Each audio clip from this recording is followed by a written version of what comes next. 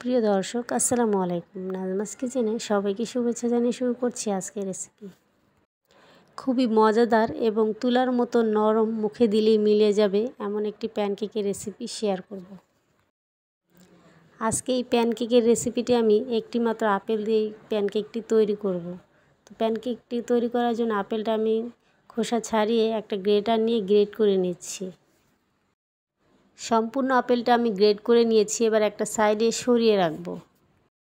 অন্যদিকে একটা মিক্সিং বলে আমি একটা ডিম ভেঙে নিয়েছি। এখন এখানে স্বাদ মতো চিনি দিয়ে দিচ্ছি। মিষ্টিটা আপনারা বাড়িয়ে বা কমিয়ে নিতে পারেন। এরপর বিটার দিয়ে আমি সব কিছুকে বিট করে নিয়েছি। আপনারা চাইলে কাঁটা চামচ অথবা হ্যান্ড উইক্স দিয়েও ফেটিয়ে নিতে পারেন। এরপর ফেটানো হয়ে গেছে, এখানে আমি টক দই দিয়ে দিচ্ছি হাফ কাপের মতো। এখন দিয়ে দিচ্ছি যে আপেলটা আমি গ্রেট করে রেখেছিলাম, সেই আপেল কুচিগুলো দিয়ে দিচ্ছি। আপেলটা দেওয়া হয়ে গেলে এবারে আপেল আর টক দই সব কিছু একসাথে খুব ভালো করে নেড়েচেড়ে মিশিয়ে নিয়েছি।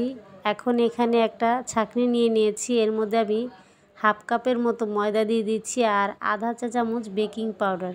সবগুলো উপকরণ খুব ভালো করে চেলে নিতে হবে।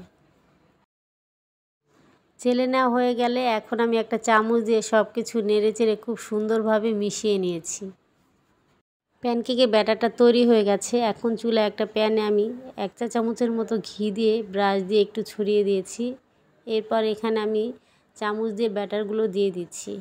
আমার প্যানটা একটু বড় সাইজের, তাই আমি এখানে 3 থেকে 4টা করে প্যানকেক দিয়ে ভেজে নিব। তো আমি 4টার মতো দিয়ে দিয়েছি। এখন এক সাইড হয়ে গেছে, আমি উল্টে অপর সাইডটাও ভেজে নেব। তো এইভাবে করে প্রতিটি প্যানকেকে আমি ভেজে নিব। দেখতেই পাচ্ছেন আমার প্যানকেকের কালারটা কত সুন্দর চলে এসেছে।